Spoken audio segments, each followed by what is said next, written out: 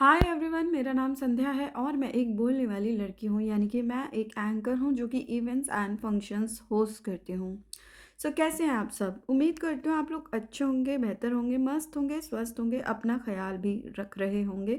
Welcome back to my channel and my another event vlog. Guess what, आज मैं जा रही हूँ फिर से एक और एंगेजमेंट एंड संगीत का फंक्शन होस्ट करने, जो कि करकरडूमा में ही था। और ये वाले वेन्यू पर मैं फर्स्ट टाइम आज आई थी। मतलब इसके आसपास तो मैं ऑफ कोर्स आती ही रहती हूँ, बट इस वेन्यू पर मैं आज फर्स्ट टाइम ही आई थी। और गेस व्हाट, कि ये वाला इवेंट ना मेरे पास सेम डे पर आया। उनको कोई कन्फ्यूजन हो गई और फिर वो तो लकीली कि मैं उस दिन बिज़ी नहीं थी, फ्री थी, तो मैंने वो कर लिया। तो मैंने उनको बोला आपको एंड मोमेंट पे याद आ रहा है, बट हुआ कुछ ऐसा था कि इस इवेंट के लिए जिस एंकर को उन्होंने बुक किया था वो एंकर आउट ऑफ स्टेशन थी। और जिस डेट पर उन इनको मुझे बुलाना था उस डेट पर अब वो एंकर आएगी। और अच्छा ही हुआ, जो डेट्स इन्होंने मेरे लिए रखी हुई थी कि जिस डेट पे ये मुझे बुलाने वाले थे, उस डेट का मेरे पास ऑलरेडी एक इवेंट था। और आज के दिन यानी कि इस इवेंट के दिन पर मैं फ्री थी। तो मैंने क्या किया, फिर मैंने बोला ठीक है मैं आ जाऊंगी। तो बस फिर क्या था, मैं रेडी हो गई और घर से निकल गई और वेन्यू पर पहुंच भी गई। यहाँ पर मुझे इतना ज़्यादा बोला गया था कि जल्दी स्टार्ट होगा प्रोग्राम, जल्दी स्टार्ट होगा। वैसे तो कुछ झूठ नहीं था इसमें, और जगह के अकॉर्डिंग यहाँ पे बहुत जल्दी ही स्टार्ट हो गया था।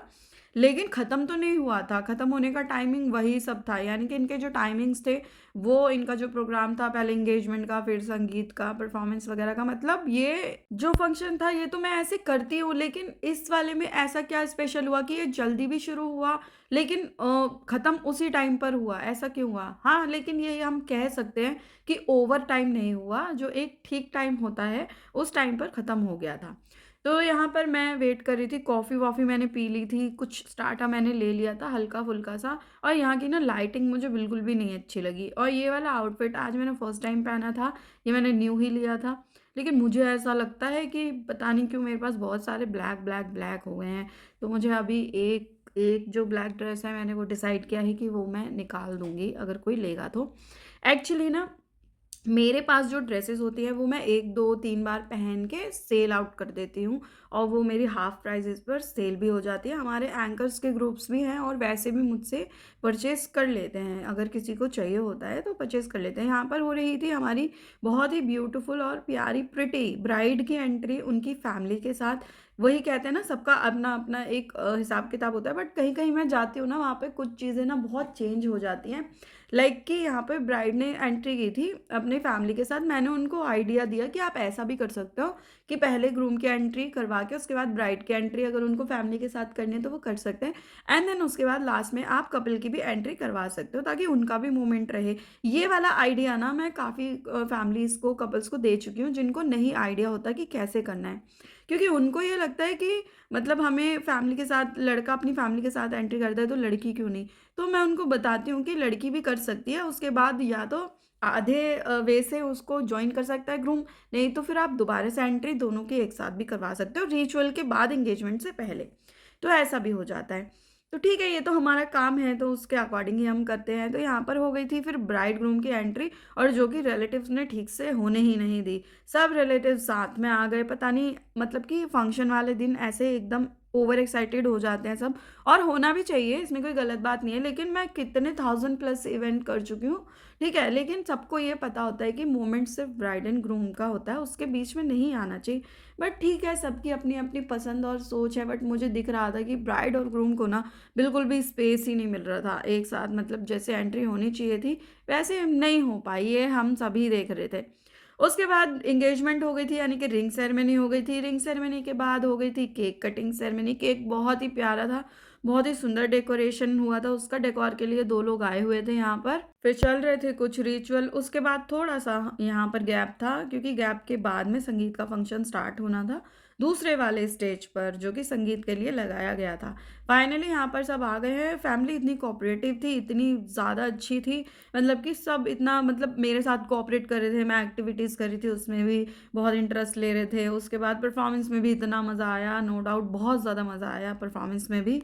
तो परफ़ॉर्मेंस तो चलती रहेगी यहाँ पर, और अभी तक आपने मेरे चैनल को सब्सक्राइब नहीं किया है तो प्लीज़ कर लीजिए, फ़ेसबुक पेज को भी फ़ॉलो कर लीजिए एंड इंस्टाग्राम अकाउंट को भी फ़ॉलो कर लीजिए।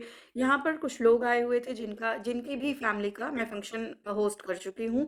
यानी कि ये फ्रेंड्स का ग्रुप है, और वो लोग भी जिनकी फ़ैमिली का मैंने फ़ंक्शन किया था वो भी यहाँ पर आए हैं, और पूरा जो फ्रेंड सर्कल था वो सब यहाँ पर आए हुए हैं। और यहाँ पर मैं भी थोड़ा-सा एन्जॉय कर लेती हूँ। तो आज मुझे एक टॉपिक पे बात करनी है, यानी कि एक्स्ट्रा मैरिटल अफेयर। मैंने आज एक स्टोरी देखी, यानी कि जैसे इंस्टाग्राम पे शॉर्ट फ़िल्म्स आती हैं, उस पर मैंने देखी। यहाँ पे देखिए कितनी बढ़िया-बढ़िया डांस परफ़ॉर्मेंस चल रही है, मज़ा ही आ गया। इतना मज़ा आया इस फैमिली की परफ़ॉर्मेंस में, बहुत ज़्यादा।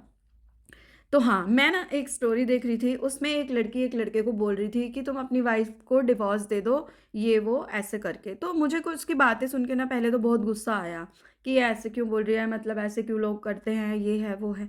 लेकिन फिर जब लास्ट लाइन मैंने उसकी सुनी, उसने ये बोला कि तुम्हें क्या लगता है, अगर तुम मुझसे झूठ बोलते, तो क्या मैं तुम्हारे साथ इस तरह से रिश्ते में रहती? मतलब मेरा सवाल ये है कि एक्स्ट्रा मैरिटल अफेयर जो होते हैं, उसका ज़िम्मेदार कौन होता है? वो लड़का या वो लड़की या फिर वो जिसके साथ वो पहले से ही मैरिड होता है। एक्चुअली होता क्या है ना, यहाँ पर भी अलग-अलग कैटेगरीज़ है इसकी भी, जहाँ पर 2 लोग मैरिड होते हैं और दोनों ही अय्याश होते हैं, ठीक है? वो एक्स्ट्रा मैरिटल अफेयर कर लेते हैं।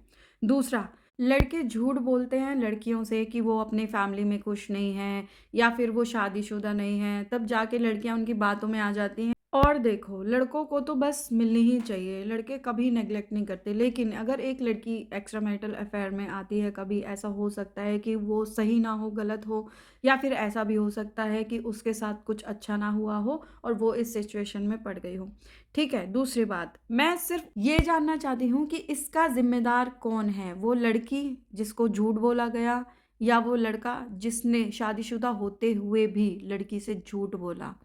प्लीज़ आंसर ज़रूर दीजिएगा अगर आपके पास इसका आंसर है तो। तो चलिए, ये तो आजकल के समाज की सच्चाई है और स्टोरीज़ की बात मैं कर रही थी, क्योंकि मैं ऐसी बहुत सारी वीडियोज़ देख चुकी हूँ जो इससे रिलेटेड है, और ये आजकल बहुत आम हो गया है। है तो ये गलत ही, लेकिन क्या करें, लोगों को समझ नहीं आ रहा कि ये चीज़ गलत है। और फिर उन्हीं आदमियों की जो वाइफ़्स होती हैं ना, उनको सब कुछ पता चलने के बाद भी वो दूसरी लड़कियों को उल्टा-सीधा बोलती हैं और अपने पति के साथ ही रहती हैं। अगर आप सच्चे हो, अगर आप अच्छे हो, तो अपने लिए स्टैंड लेना सीखो। तो यहाँ पर हो गया था मेरा इवेंट वाइंड अप, सारी परफ़ॉर्मेंसेज़ हो गई थी और मैंने कुछ नहीं खाया निकलते वक़्त, ऐज़ यूजुअल। कभी-कभी मैं खा लेती हूँ, बट ऑलवेज़ नहीं। तो वेन्यू से मैं निकल गई थी, घर पर भी मैं पहुँच गई थी। ये देखिए, और ये मेरा मिरर कितना गंदा हो रहा है। भाई, बिल्कुल भी टाइम नहीं मिलता सीज़न के टाइम कुछ भी काम करने का।